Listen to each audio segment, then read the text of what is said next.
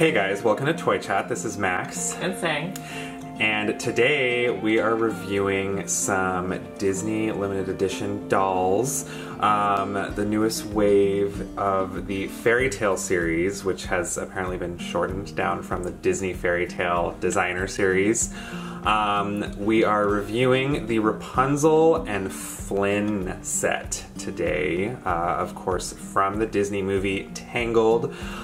We've reviewed a couple Disney limited edition designer dolls in the past. If you'd like to check out our previous reviews or more information on, you know, what these are, how to get them, their whole deal, I will put links to that in the description.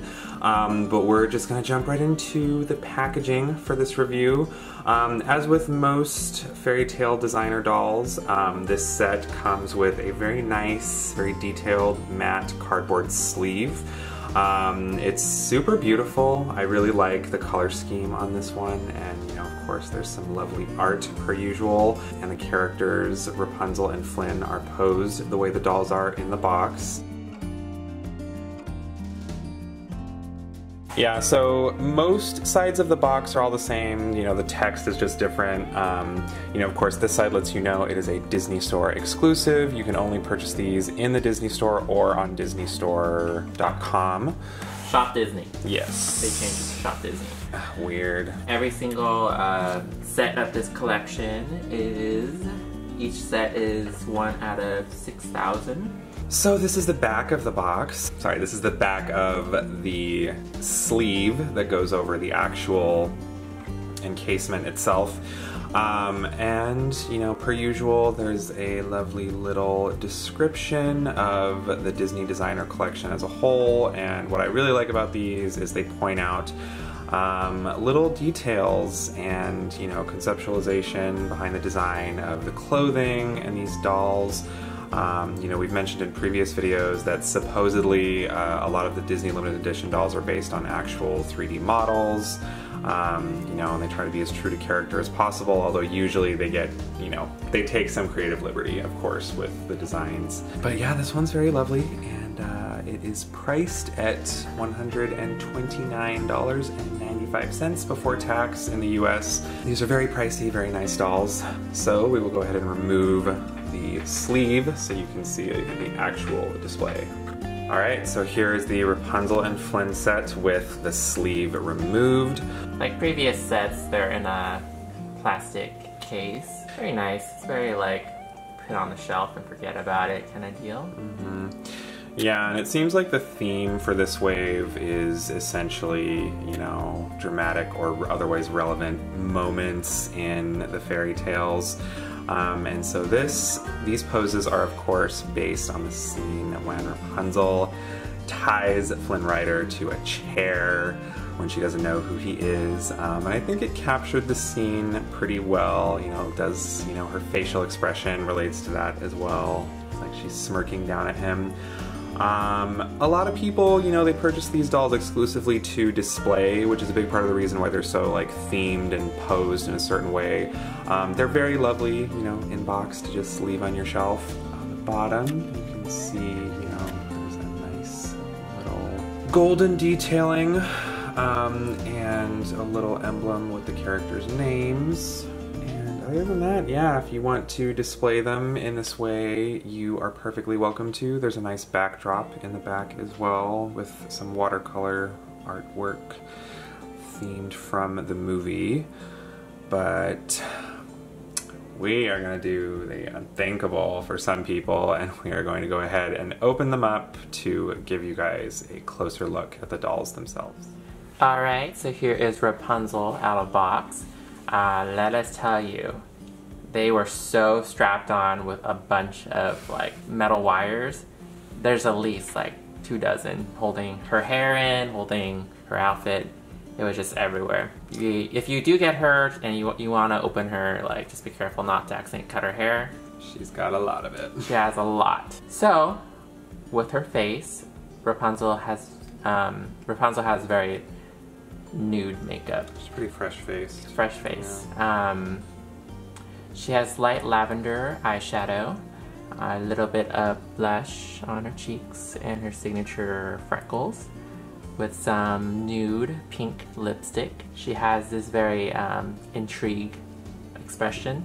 It's kind of like, it's sweet and sassy to me, yeah. It's very Rapunzel. One thing that this designer doll does not have is rooted eyelashes.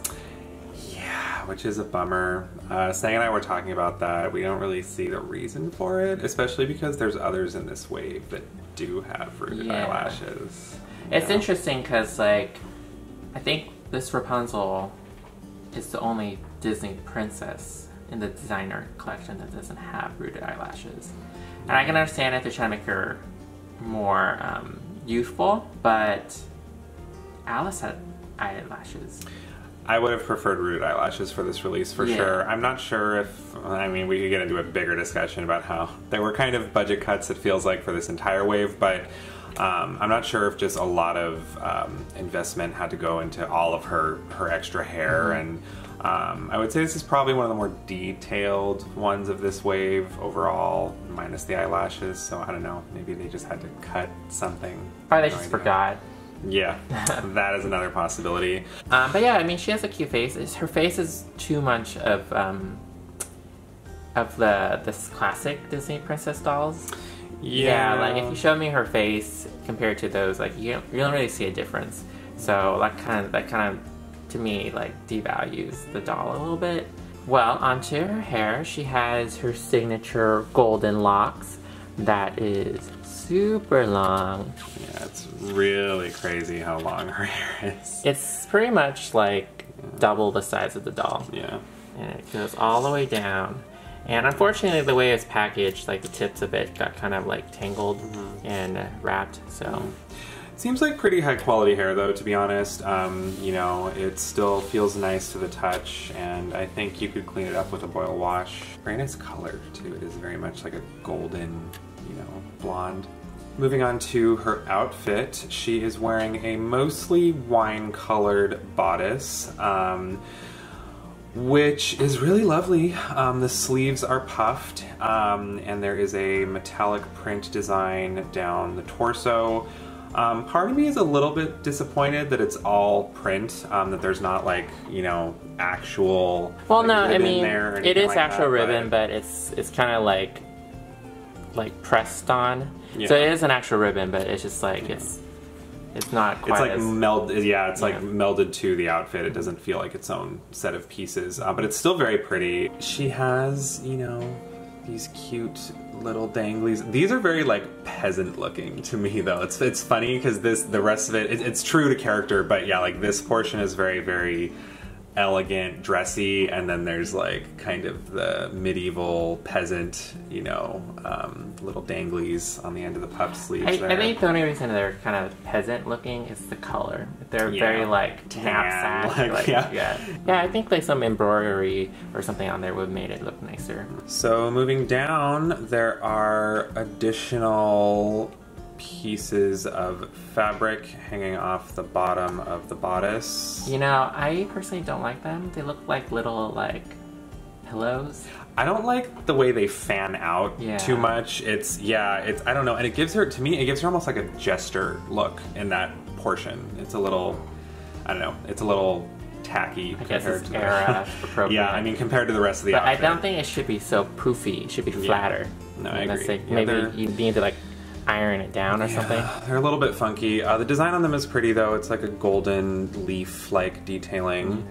Alright, so the bottom of her dress, Rapunzel has a multi-layered outfit.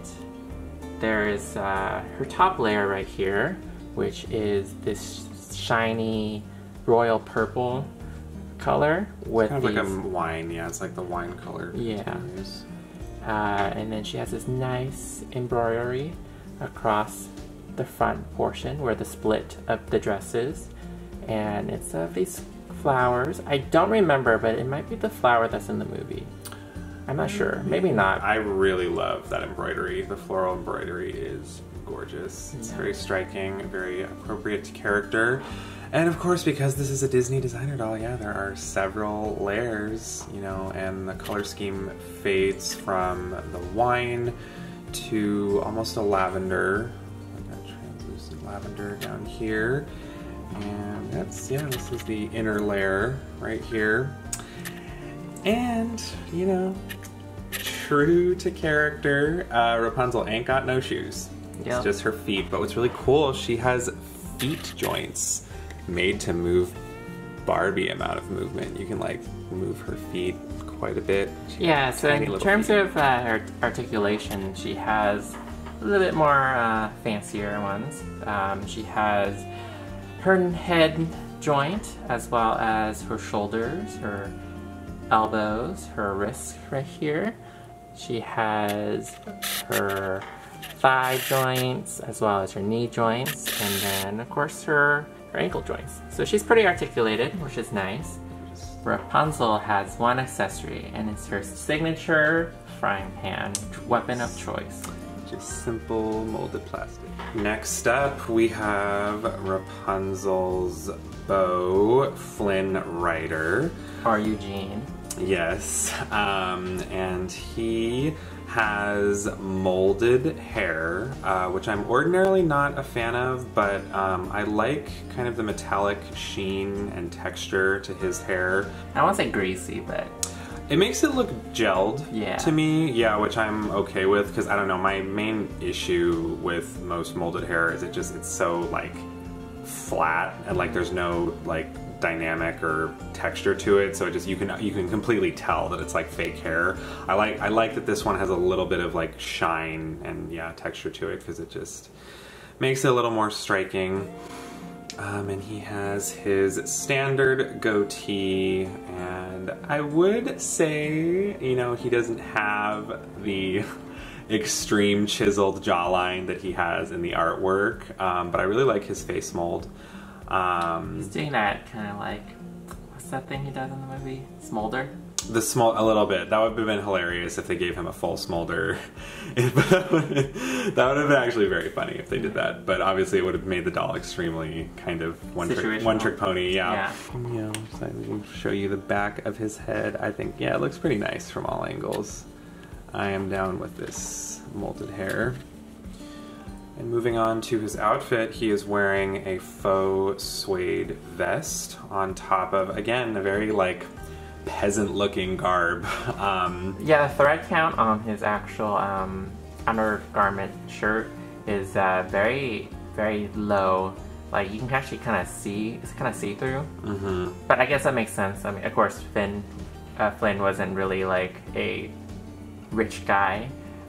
He's a beef. So yeah, it works out, and I really like his vest, and it has some nice little bronze studs along the shoulders, and there are actual, you know, faux leather buckles and straps on either side of the vest. What I do appreciate is that, you know, the string up here, it looks like it was like legitimately threaded through the fabric.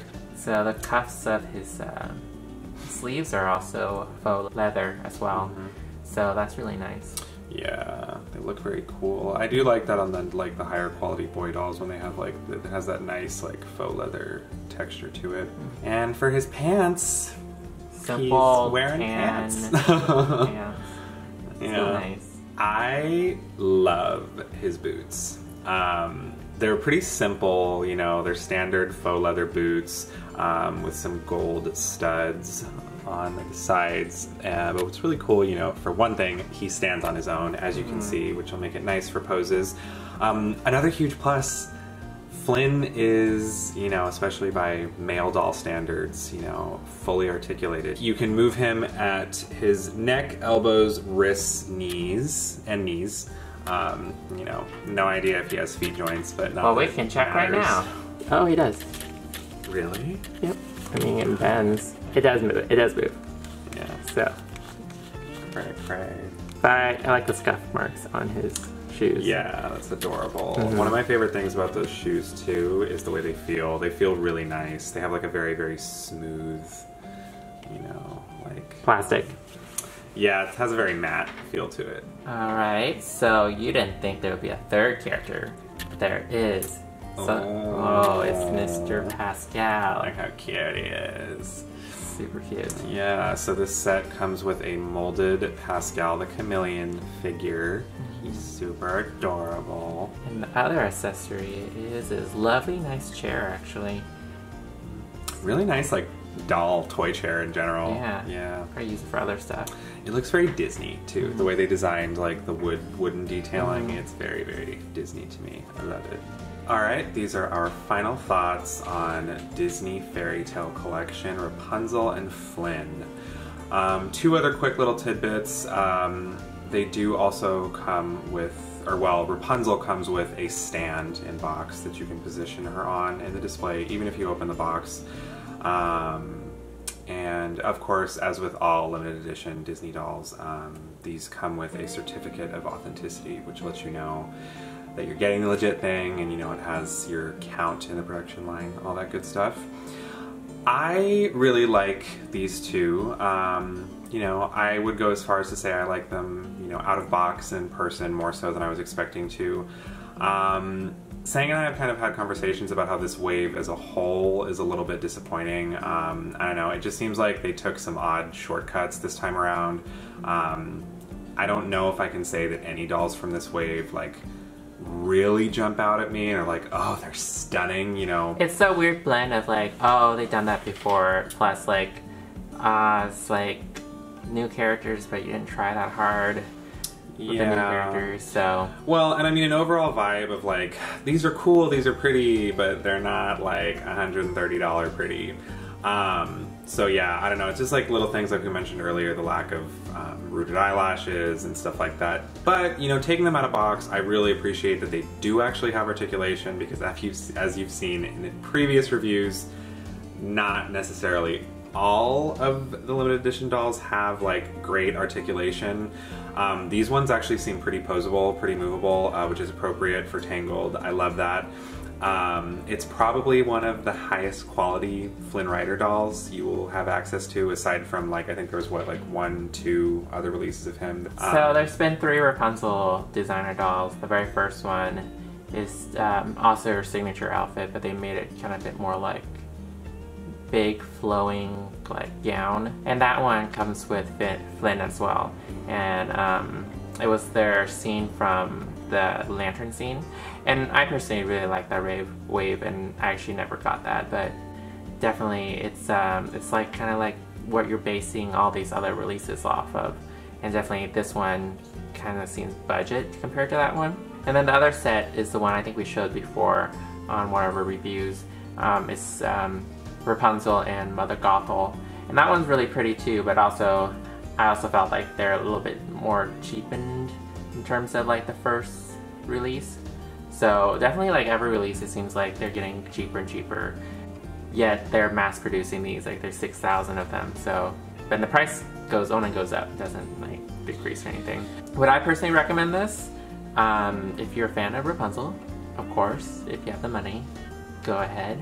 But out of the 3 Rapunzel sets that are out, I'm not sure if this one is the best one.